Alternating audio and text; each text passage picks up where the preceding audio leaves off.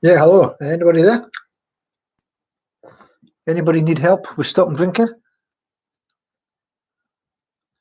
Coming at you from the UK, Scotland, the land of Buckfast.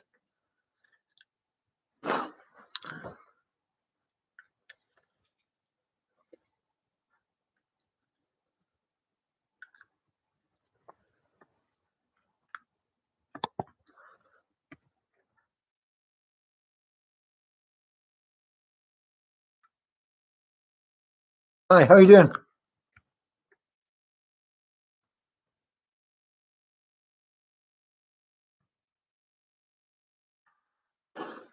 What's that, man?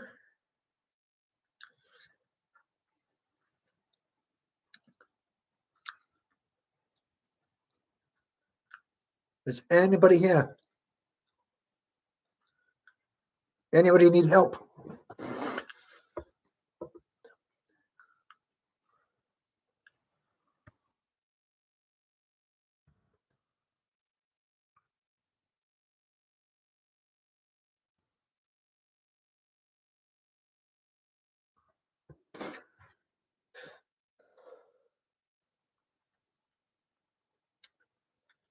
Hello. Hello.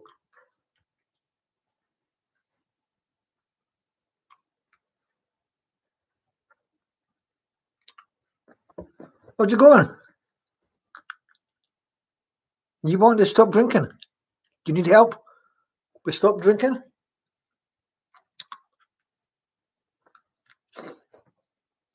Yeah? Doesn't matter how fucked up you are. If I can stop drinking, anybody can stop drinking. Do you have any questions?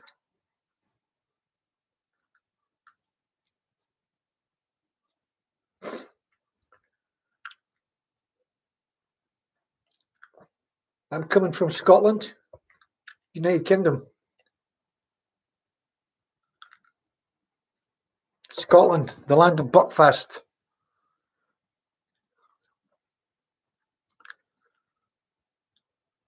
Do you know somebody struggling with drink?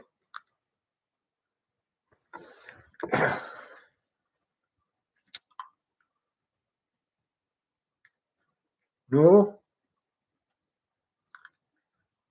What are you up to? You sitting in the house having a drink? I've been there, pal. Yeah?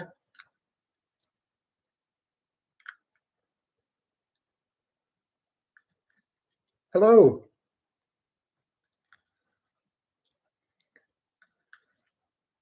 Nearly 5 p.m. 5 p.m. in the UK. Doesn't matter where you are, America, Australia, the fucking drink is all the same. Everybody struggles.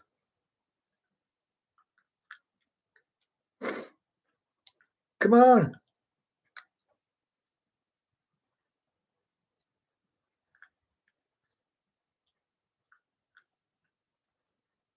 There's nobody here. Say hi.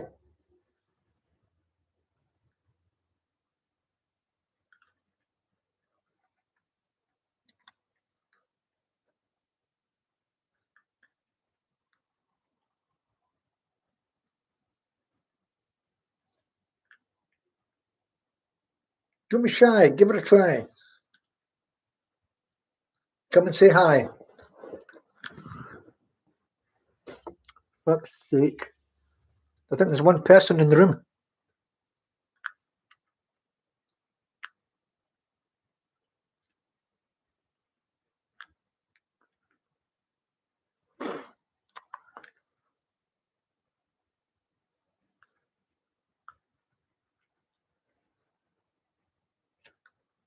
Come on.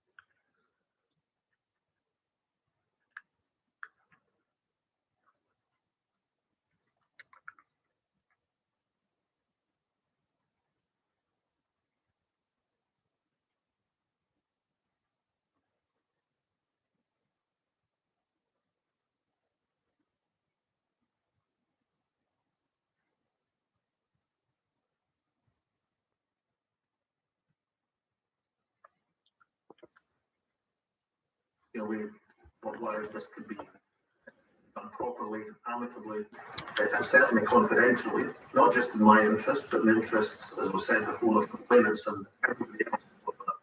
And it's a sense, what possible purpose could resignation from the SNP to that situation? I mean, a public resignation from the SNP at that stage would have been regarded as astounding news, and it would be the diametric opposite of what I was trying to achieve. So I had no thought of resignation whatsoever. It never entered my mind at that stage. Why should it? It's the diametric opposite of what I was trying to achieve. I was trying to find a proper, considered response to a situation, some of which I couldn't understand because I had no idea where that policy had come from. It was, in that sense, a vote from the blue. But certainly resignation from the SNP never entered my head. So just neither you nor any of your lieutenants. Well, the former First Minister of Scotland, Alex Salmond, there giving evidence. He's been in the session of the committee here at the Holyrood Parliament for over 4 hours, and the substance of what he said is that despite it being challenged, he has said that he believes the permanent secretary here has broken the civil service code in the way that they acted against him following allegations of sexual harassment. He believes that potentially Nicola Sturgeon has broken the ministerial code by going ahead with an expensive court case against Mr. Salmond after being told that it was going to fail. And on a number of occasions, he has suggested that the account of events given so far by Nicola Sturgeon and her officials, including her husband, Peter Murrell, the head of the SNP, has been untrue. So he's certainly had his day in court. He said he has documentary evidence backing up everything he's said, and his charges have been pretty damning. Nicola Sturgeon is due to give evidence to the same committee next week. We will have coverage of that. But in a few moments' time, there's going to be a COVID news briefing in Downing Street, and we can go back to you. Adam, thanks very much indeed. Yes, we'll be hearing from the Health Secretary in a few moments' time. Matt Hancock will be holding that briefing along with the Deputy Chief Medical Officer, Jonathan Van Tam. Let's go live to Westminster, our political correspondent Tom Rayner. What can we expect, Tom, from the press briefing this evening? There are lots of updates on the numbers of people being vaccinated and indeed what phase 2 is going to look like.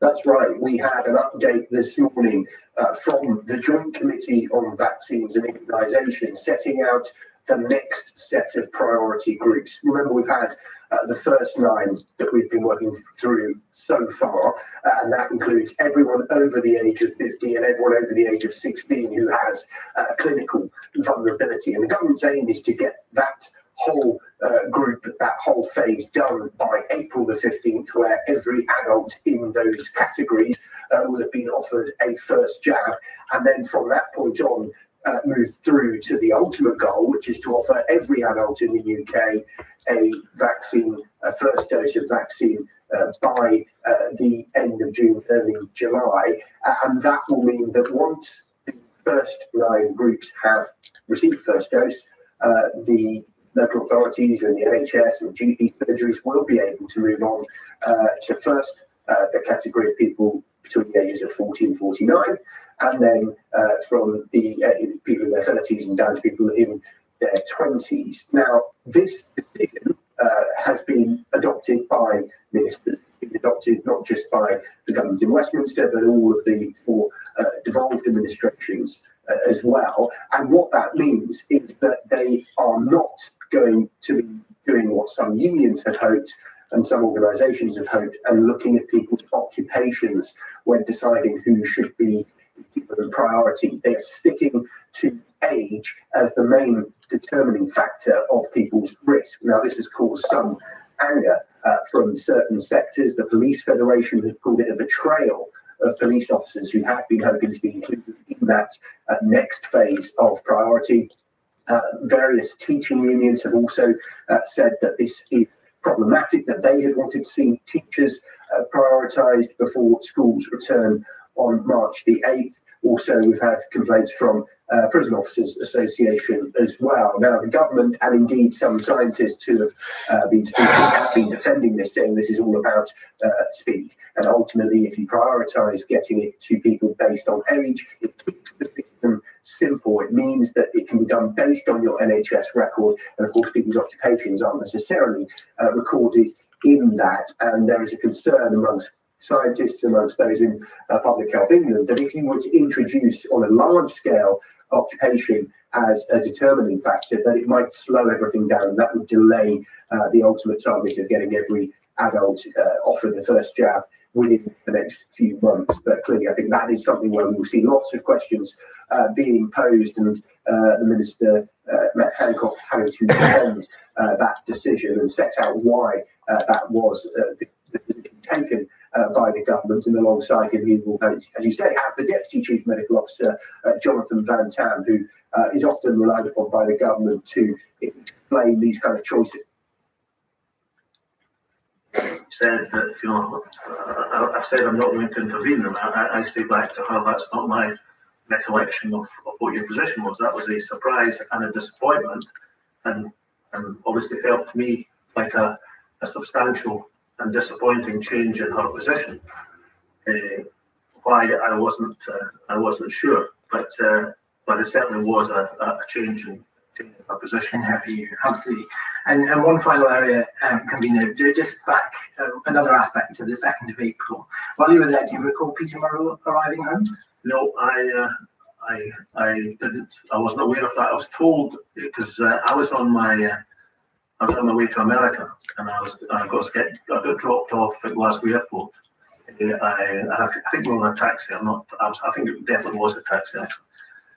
And on the way to Glasgow Airport, we discussed that Peter had arrived, but I hadn't seen him, so I didn't know that had happened. I was told on the way to the airport. And final question on this, Convener. So, Sorry, I should just say there was no surprise to me that Peter wasn't there because of the nature of what we were discussing. Because you believe it was government business? Well, I knew it was about the complaints that had been made against me. There was no other agenda or business that I was aware of, and and as I say, it's not the geography, apart from anything else, dictates I wasn't just popping in. And if this had been a meeting to help the First Minister prepare herself and the party for the impact of the investigations, the revelations around them, and or your resignation, as she suggests it was, would you have expected Peter Murrell to know about that, to have some involvement in that, even during the meeting? But yes, but it wasn't. So it wasn't a surprise to me that he wasn't there, and so Peter's non-attendance wasn't a surprise because I knew what the meeting was about. I'll pause there, Convener. Thank you. Thank you, Convener. I wonder if I could just follow up just a couple of the points that Mr. Cole Hamilton put to you, and then perhaps ask you something else briefly. But I just want to be clear about the version of events, particularly in relation to the meeting on the 29th of March that Mr. Cole Hamilton has referred to. You set out your position. You say in your written evidence that, and I quote, quoting from your written evidence about the First Minister's version of events. In fact, you're referring to the meeting here, 2nd of April, that the First Minister's claim is wholly false. Now, Nicola Sturgeon was somebody who you worked with very closely over a long period of time. She was your deputy when you were First Minister and succeeded you as First Minister and leader of the SNP. She has said this week, and you will have seen her public statements on the matter, that the claims you're making are untrue, that you have no evidence to support them. In effect, she's denouncing you as a liar and a fantasist. Are you? Well, what I would say is, given some of the things that have been said about me this week, I don't think you have to add more. There's plenty have been said. The key thing is the evidence. Now, I've already expressed my, and I assume your frustration that there's some evidence in this is not available to you. But there is no doubt, and it is absolutely certain, that the meeting on the 29th of March in the Scottish Parliament was pre-arranged for the express purpose of Nicola being briefed in the situation with regard to me and complaints, And the meeting on the 2nd of April arose from the meeting, or the final arrangements for it at least arose from the meeting of the 29th of March. Otherwise, how on earth would I have known to turn up on the 2nd of April? There's no other way the invitation could be gathered. As to why the meeting of the 29th of March was for a substantial period of time, remember, effectively written out history, and I know that some people say, well, what difference does 4 days make? The difference is, of course, if the meeting of the 29th of March is admitted, and indeed the subject matter is admitted, then it makes it very difficult to argue that the meeting of the 2nd of April was on party business as opposed to government business. And all I would say is that that meeting was, in Nicola's terms, forgotten about. But she says she was reminded of it in late January 2019 or early February 2019 in evidence to the committee. If that were the case, then under the Ministerial Code, the correct thing to do would have been to correct the record as famously as possible, as opposed to waiting 18 months till Sky News broadcast it, as is what actually happened. I'm here under my oath and I'm giving you the explanation under my oath. That is what happened from my belief. The one thing I would add, and be quite clear about this, many of the attacks on Nicola in regard to this were about how she was trying to intervene in my favour or whatever. I think there was nothing, I've said so by evidence, would have been improper with the intervention I was asking her to make. I mean, I'm well aware of what the Ministerial Code says. I was hoping that she would report to the Permanent Secretary what I'd said, as the Ministerial Code would indicate, because I could not believe that arbitration, or rather, beg your pardon, I could not believe that mediation would not be properly part of the policy, and that might be a route forward. So I don't share the view that it would have been improper for Nicola to intervene. On the contrary, if a First Minister hears a substantive danger that the government might be drifting into illegality, or that something significant has been left out of a policy, then my view is that is a perfectly proper intervention to make. Thank you, but can I press you on this point, because it is of fundamental importance to the issue of whether the Ministerial Code was broken by the First Minister or not, because she has one version of events and you have a directly contrary version of events, and she has asked you to produce the evidence. Now, you said to us, you have no doubt that your version of events is correct, but where is the evidence? Who can corroborate your version of events? Well, I'm not the only one who knew about the meeting of who else did? The 29th of March. It was known about certainly by Duncan Hamilton. It was